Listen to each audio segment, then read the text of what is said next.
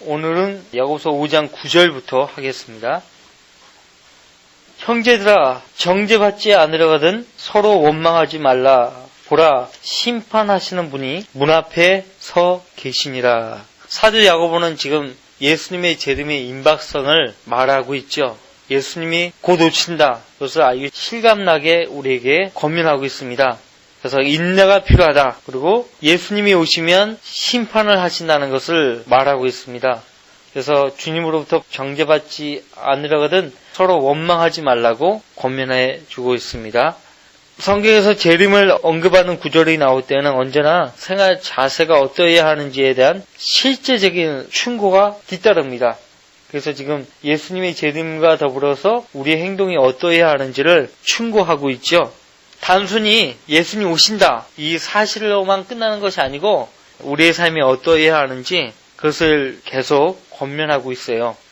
예수님의 재림과 관련해서 이단들이 많이 나타났는데 한결같이 그 이단들은 사람들 하여금 모든 것을 내려놓고 이제 주님 오시니까 재산을 다 교회에 바치고 주님 오시기를 기다려야 된다. 그렇게 가르쳐 왔죠.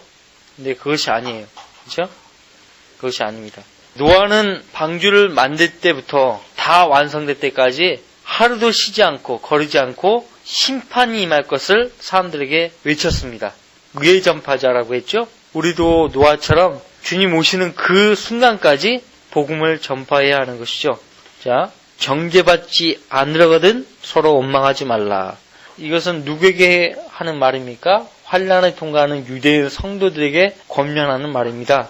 저 여러분은 정죄받지 않습니다. 이미 예수님께서 우리를 위해서 죄에 대한 심판과 형벌을 받아주셨기 때문에 그래요. 물론 그리스도인을 할지라도 그리스도의 심판석에서 심판을 받죠. 그 심판과 여기서 말하는 그 심판과는 다른 것이죠. 그리스도인도 그리스도의 심판석에서 심판을 받는데 여러분들 로마서 8장 1절 말씀 보실랍니까?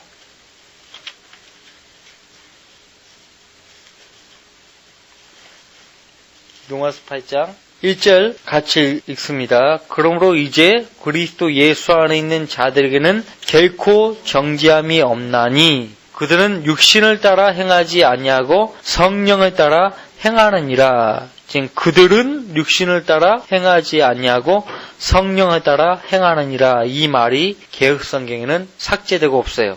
그래서 마치 그리스도 예수 안에 있는 사람들, 구원받은 하나님의 자녀들은 어떠한 정죄가 없는 것처럼 그렇게 꾸며놓은 것이에요. 그러나 그래서 결코 정죄함이 없나니 하면서 육신을 따라 행하지 아니하고 성령을 따라 행하느니라 라고 말을 하고 있어요. 다시 말하면 성령을 따라 행하지 않고 육신을 따라 행하면 정죄함을 받을 수 있다는 말이죠. 심지어는 8장 8절 말씀 보시면 그러므로 육신 안에 있는 자들은 구원받지 않은 사람들도 마찬가지죠. 하나님을 기쁘시게 할 수 없느니라 라고 말을 하면서 13절 말씀 같이 읽어봐요. 13절 14절 너희가 육신을 따라 살면 죽을 것이나 성령을 통하여 몸의 행실을 죽이면 살리라. 무릇 하나님의 영으로 인도함을 받는 이들은 곧 하나님의 아들들이니라. 하나님께서 성경에서 진리를 말씀하실 때는 항상 틀림없는 것이에요. 이 말에 의하면 하나님의 영을 인도함을 받지 않으면 하나님의 아들들이 아니라는 얘기입니까? 하나님의 아들들이라는 증거가 뭐냐? 그것을 말해주는 거예요. 하나님의 아들들이라는 증거는 하나님의 영으로 인도함을 받는 것이라는 것이에요. 자, 우리는 다 사람이기 때문에 너무나 육신적일 때는 성령의 인도를 못 받잖아요. 그러면 육신적이고 성령의 인도를 못 받기 때문에 그럼 구원받은 것이 아니냐? 그것이 아니잖아요. 그죠? 성경에서는 항상 표본을 제시한다고요. 하나님의 아들들은 하나님의 영을 인도함을 받는 사람들이다. 표본을 제시하는 것이 항상 기준이 제시되었기 때문에 우리는 항상 기준에 맞춰서 따라 살려고 애써야 되는 것이에요. 그렇죠? 하나님의 인도함을 받지 않으면 무조건 거듭난 것이 아니다. 그렇게 단정을 지을 수 없는 것이에요. 단정을 지을 수 없는 것이지만 성경은 항상 우리에게 표본을 제시한다는 걸 기억하시기를 바랍니다. 우리도 그리스도의 심판석에서 정죄를 받아요. 어떠한 정죄냐? 구원받은 이후에 그리스도와 더불어 어떤 일을 행했느냐 이거예요. 거기에 따라 정죄를 받는 것이에요. 또 상을 받고 하는 것입니다. 그러나 여기서는 다른 것이에요. 지금 야고보서는 다른 것입니다.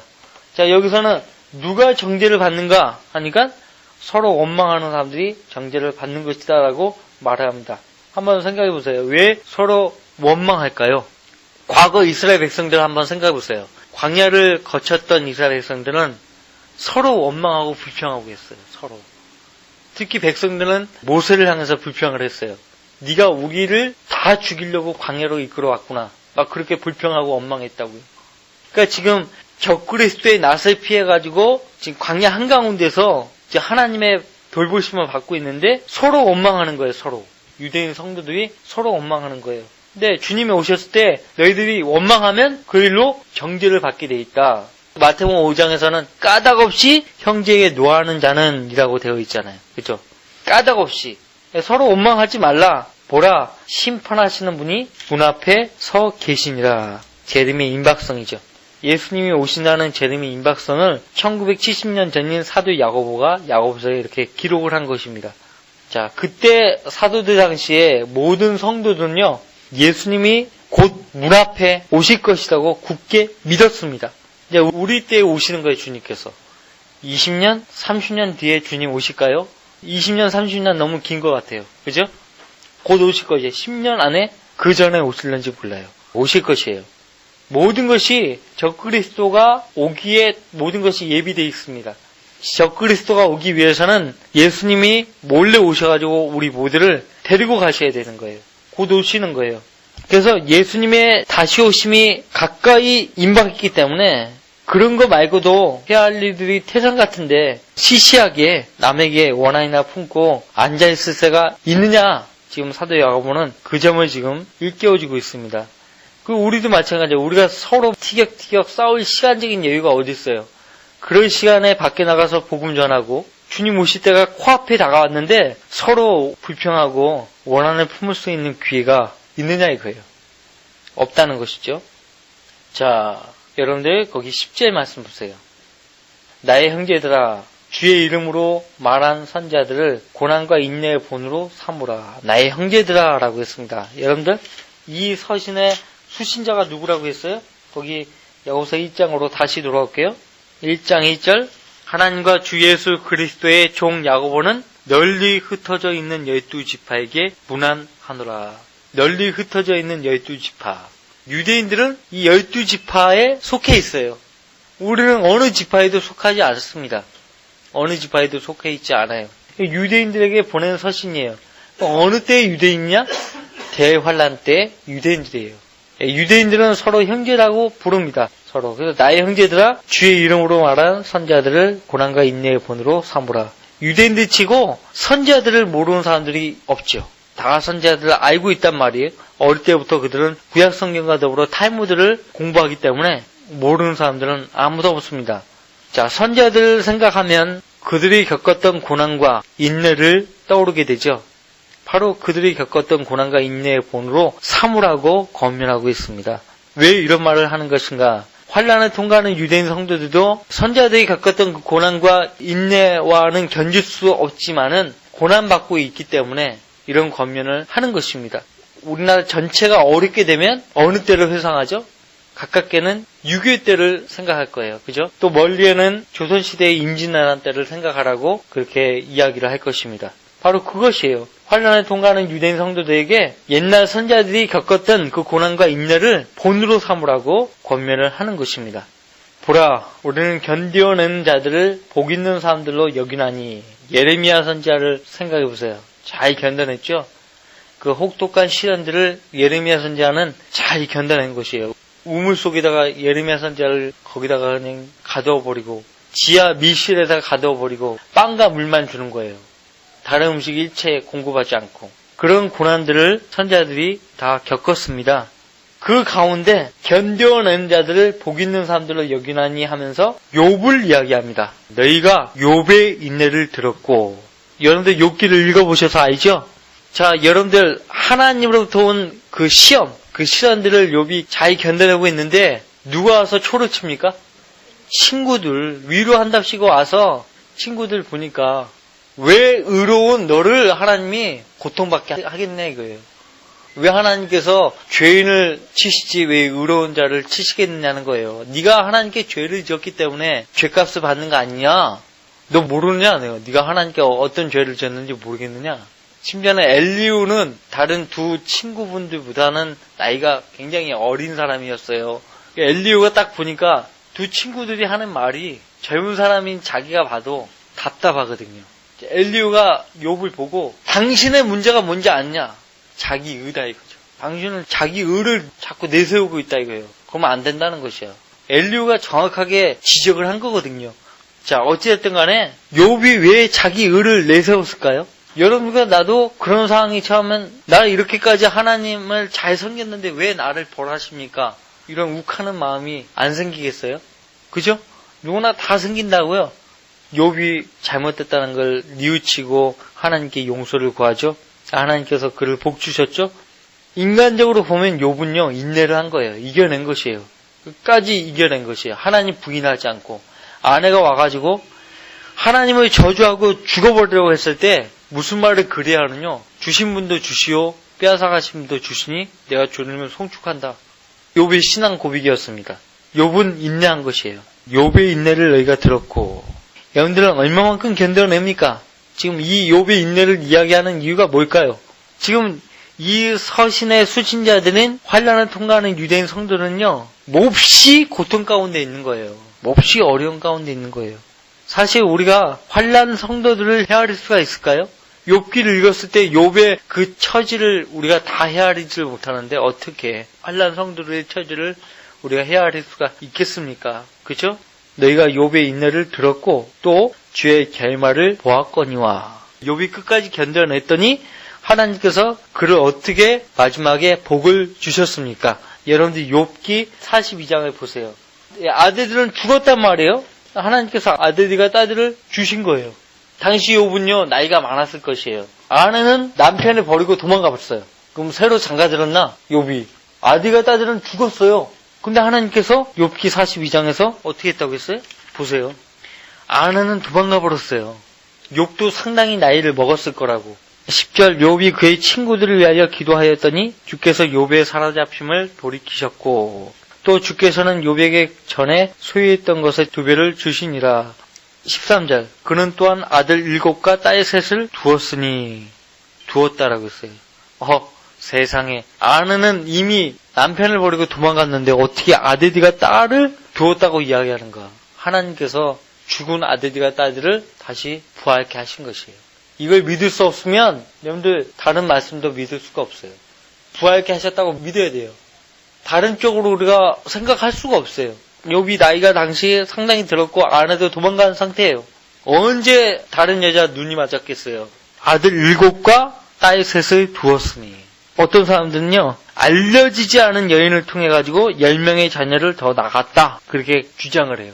알려지지 않은 그 여인을 통해서 10명의 자녀들을 더 낳았다. 이것이 보여주는 것은 뭐냐? 욥의 사로잡힘을 돌이키셨고 사로잡혔다, 이런 표현이 환난을 통과하는 유대인 성도들에게 해당되는 말이에요. 욥기가 42장이잖아요. 욥이라는 말의 뜻은요, 욥, 박해를 받는 자라는 뜻이에요. 그러니까 태어날 때 그 부모가 자식의 이름을 욥이라고 한 것도 하나님의 계획 가운데 있었던 거예요. 3년 6개월은 42개월이에요. 여기에 등장하는 인물이 욥이잖아요. 여기서 욥은 대환난을 통과하는 유대인 성도들을 예표합니다. 주께서 욥의 사로잡힘을 돌이키셨고, 이 표현도요, 다 의미가 있는 거예요. 또 아까 아들 7과 딸 3을 두었다라고 하는 이 말씀도요, 에스겔서 37장과 더불어가지고 이스라엘 민족이 향후 민족적으로 부활하게 될 것이면, 회복하게 될 것임을 말해주고 있어요.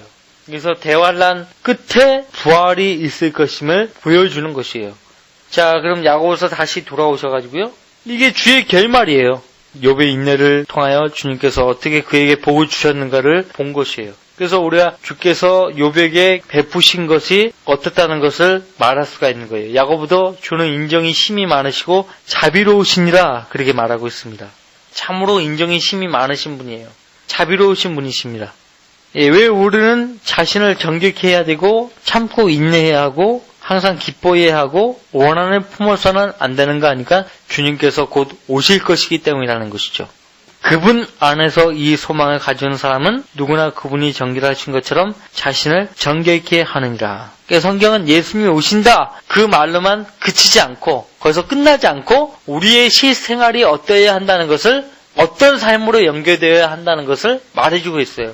사랑하는 자들아, 이제는 우리가 하나님의 아들들이라. 우리가 어떻게 될 것인지는 아직 나타나지 아니하였으나 그때나 지금이나 마찬가지예요. 그가 나타나시면, 예수님께서 나타나시면 우리가 그와 같이 되리라는 것을 아노니. 믿습니까? 우리가 예수님과 같은 몸으로 변화가 된다는 얘기예요. 예수님이 된다는 얘기가 아니에요. 작은 예수, 그런 말 아니에요. 예수님과 같은 영화로운 몸으로 있게 된다는 것이에요. 이는 우리가 그분 그대로 그분을 볼 것이기 때문이다. 자, 그분 안에서 이 소망을 가지는 사람은 다 이 소망이 있죠. 예수님이 오신다는 그 소망을 가지고 있는 사람은 누구나 그분이 정결하신 것처럼 자신을 정결케 하느니라. 세상으로부터 자신을 분리시켜서 깨끗게 해야 돼요. 무엇으로 우리를 깨끗게 하는 것인가? 하나님 말씀이죠. 보라, 심판하시는 분이 문 앞에 서 계시느니라. 그래서 시시비비를 다 알고 계신 심판주께서 문 앞에 와 계시는 판에 다른 사람들에게 원한을 품고 있다고 한들 무슨 소용이 있단 말인가? 그 말입니다. 주님 오시는데 다른 사람에 대해서 앙심을 품지 말라. 우리에게 앙심을 품는 것은요, 그건 못할 짓이에요. 다른 사람에 대한 원한을 품게 되면요, 누가 손해를 보죠? 당사자가 손해를 보는 거예요. 당사자가. 어떤 부모는 자식에 대해서 원한을 품어요. 어떤 자식은 부모에 대해서 원한을 품어요. 마귀가 역사하고 있다는 증거죠. 어떤 형제 하면은 기도하다가 잠깐만요 하나님, 어떤 사람 내가 혼내주지 않고는 내가 견딜 수가 없습니다. 잠깐만요. 그러면서 이제 그 사람한테 찾아가가지고 욕도 하고 걷어차고 자기 마음속의 원한을 다 풀고 와가지고 하나님께 기도하는 거예요. 기도가 아니죠. 그렇죠? 성경은요, 우리의 본보기를 위해서 기록이 된 것입니다. 고린도전서 10장 11절 말씀에 이제 그들에게 일어난 이 모든 일이 본보기가 되고 또 세상의 끝날들을 향한 우리에게 권면으로 기록되었니라고 말하고 있어요. 그리고 우리의 교훈을 위해서 기록된 것이라고 로마서 15장 4절은 그렇게 말하고 있습니다. 그래서 주님 오실 때 우리 성도들은 대환란 때나 교회 시대 때나 한결같이 주님 오심을 예비하는 성도들은 오래 참고 인내해야 한다는 것을 가르쳐주고 있습니다. 자, 12절 같이 읽어볼까요? 나의 형제들아, 무엇보다도 맹세하지 말라. 하늘로도 말고 땅으로도 말며 어떤 다른 맹세로도 말지니라. 다만 너희는 예할 것은 예하고 아니라 할 것은 아니라 하여 정죄에 빠지지 않도록 하라. 정죄에 안 빠지려면 첫 번째 서로 원망하지 말고, 두 번째 맹세하지 말라는 거예요. 맹세는 왜 하죠? 그렇게 하겠다는 약속이에요. 하나님께 또는 사람에게 내가 반드시 이것을 할 것입니다. 결심을 표명하는 거예요. 하나님께 맹세를 해요. 서원을 해요. 약속을 합니다. 그러면 하나님께 대한 약속은 반드시 지켜야 합니다. 반드시 지켜야 되는 거예요. 여러분들 전도서 5장을 보세요. 함부로 하나님께 서원하면 안 돼요. 우리 사람들끼리 이야기하는 것이 있잖아요. 지키지도 못할 약속은 하지 말라는 그런 말이 있잖아요. 하지도 못할 바에는 아예 약속하지 않는 것이 나아요. 상대방이 나에게 어떤 사람이라고 평가하든 간에 정직해야 돼요. 나는 분명히 내가 말한 대로 약속을 못 지킬 사람이 분명하거든요. 그러면 아예 하지 않는 것이 낫다는 것이죠. 하나님께 대해서도 마찬가지예요. 전도서 5장 유명한 말씀이죠. 2절 말씀. 즉흥적으로 헌신하지 말라는 거예요. 여기 앞에 설교자가 설교 마치고 기도하실 분, 헌신하실 분 이렇게 나오시라고 했을 때 분위기에 휩싸여가지고 설교자의 요청에 못 이겨서 즉흥적으로 나와서 기도하고 그렇게 하면 안 된다는 거예요. 자, 5장 2절. 너는 함부로 입을 내지 말며 하나님 앞에서 마음이 조급하게 되어 말을 내지 말라. 하나님은 하늘에 계시고 너는 땅에 있습니다. 그러므로 내 말수를 거의 없게 할지어다. 꿈은 일의 많음으로 인하여 오나니 어리석은 자의 음성도 말이 많음으로 알려지느니라. 4절. 내가 하나님께 소원하면 약속하면 이란 말이에요. 갚는 것을 미루지 말라. 그는 어리석은 자들을 기뻐하지 않으시나니 내가 소원한 것들을 갚으라. 내가 소원하고 갚지 않는 것보다 소원하지 않는 것이 더 나으니라. 내 입으로 내 육체를 죄짓게 하지 말며 너는 그 천사 앞에서 그것은 실수였다고 말하지 말라. 어찌하여 하나님께서 내 음성에 화내셔야 하며 내 손으로 한 일을 멸하셔야 하겠느냐. 서원과 관련해서 떠오르는 구약의 인물이 나오죠. 입다의 잘못된 서원. 기억하십니까? 내가 모압 자손과 싸워서 승리하고 돌아오면 나를 맞이하는 내 가족 중에 한 명을 하나님께 드리겠습니다. 성경 어디에 사람을 산채로 바치라는 그런 명령을 하나님께서 하신 적이 없어요. 사람을 제물로 바치라는 명령을 하나님께서는 하신 적이 없어요. 입다는 스스로 그렇게 근거 없는 서원을 한 거예요. 내가 모압 자손과 싸워서 이기고 돌아오면 나를 맞이하는 가족 중에 한 명을 하나님께 바치겠습니다. 자기가 가장 아끼고 사랑하는 자기 딸이, 외동딸이 기뻐하면서 춤을 추면서 아버지가 승리했다고 반겨 맞이하는 거예요. 입다가 그걸 보는 순간 아이고 하면서 하나님께 약속했으니까 지켜야 될 거 아니에요. 율법에 그렇게 쓰여 있으니까 자기 딸은 율법대로 하겠다고 자기 딸을 하나님께 바치는 거예요. 잘못된 소원이에요. 그래서 함부로 하나님께 맹세하면 안 된다는 거죠. 이 맹세를 해도 하늘로도 말고 땅으로도 말라 이거예요. 여러분들 우리가 흔히 자기 결백을 주장하려고 자기 죄를 안 지었다고 자기 결백을 주장하려고 하나님의 이름을 들먹거려요. 그러니까 보세요. 사람은 자기 결백을 주장하기 위해서 하나님이라도 자기 편을 세우는 거예요. 그런 적 있죠? 그래서는 안 된다는 거예요. 지금도 이 말씀은 우리에게 적용이 돼요.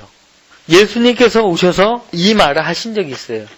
또 너희는 옛 사람들이 말했던 바 너는 거짓 맹세하지 말고 주께 했던 내 맹세를 지키라고 한 것을 들었으나 나는 너희에게 말하노니 아예 맹세하지 말라. 하늘로도 말지니 이는 그것이 어떤 곳이라고요?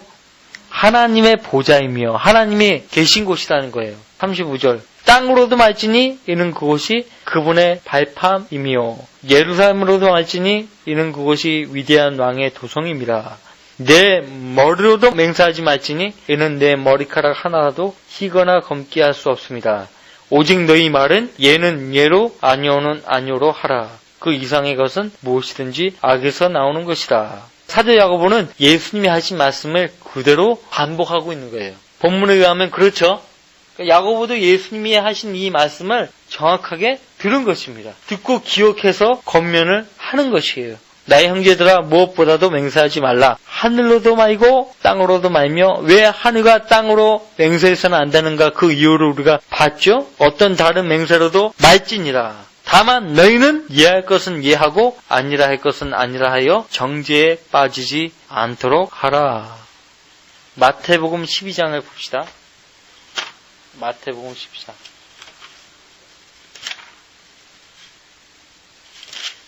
(36절) 37절 그러나 내가 너희에게 말하노니 사람이 말하는 어떠한 빈말이라도 심판 날에는 그에 관하여 설명하게 되리라.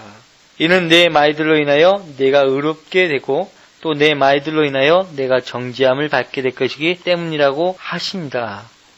어떠한 빈말, 쓸데없는 말이요. 네가 쓸데없는 말을 했더라도 심판날에 그에 관해서 설명할 것이다. 네가 왜 그런 쓸데없는 말을 했는가 거기에 대해서 심판을 받게 될 것이다. 그렇게 말을 하는 것이에요.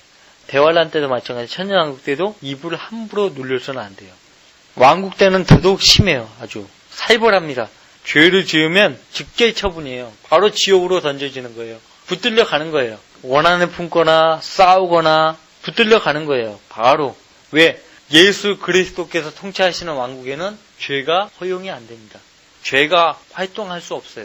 활동하면 바로 처분이에요. 바로. 아주 무서운 때예요. 봐주는 거 없어요. 자, 야고보서 5장으로 다시 돌아오셔서 그래서 아까 욥의 인내를 언급했는데 대환란 성도의 강력한 예표가 욥이고요. 욥이라는 이름 자체가 박해받는 자라는 뜻이라는 거. 욥은 마귀에게 박해를 받았죠. 대환란 기간 중간에 역시 이스라엘 백성들은 마귀의 화신인 적그리스도에게 박해를 받게 될 것이에요. 욥은 처절한 고통 가운데서 자기를 방문한 친구들과 함께 7일 낮과 7일 밤을 땅바닥에 앉아 있었죠. 이스라엘 민족이 7년 동안 겪게 될 대환란을 예표합니다. 그리고 욥이 욥기 1장 2절에 우스 땅에서 살았다고 했죠. 우스 땅은 사해 남쪽의 에돔 땅이에요. 에돔 땅. 대환란 때 유대인 남은 자들이 피난 가서 빵을 거둬들게 될 페트라라는 도시로 재림하시는 예수님께서 오실 곳입니다. 욥기는 모두 42장으로 되어 있죠. 대환란 후반기 마지막 후 3년 반이 바로 42개월입니다. 욥기 말미에서는 그의 아들, 딸들이 부활하게 됩니다. 대환란 그 최종 순간에 있게 될 환란 성도의 부활을 그리고 있어요. 욥은 고통이 끝난 뒤에 과거보다 2배의 복을 받게 되죠. 대환란이 끝나면 유대인들이 누리게 될 2배의 복을 나타내는 것이에요. 그래서 장차 있게 될 미래의 일들을 과거사에 빗대어서 지금 야고보는 예언을 하고 있습니다. 13절부터는 좀 다른 주제로 넘어가기 때문에 다음 주에 할게요.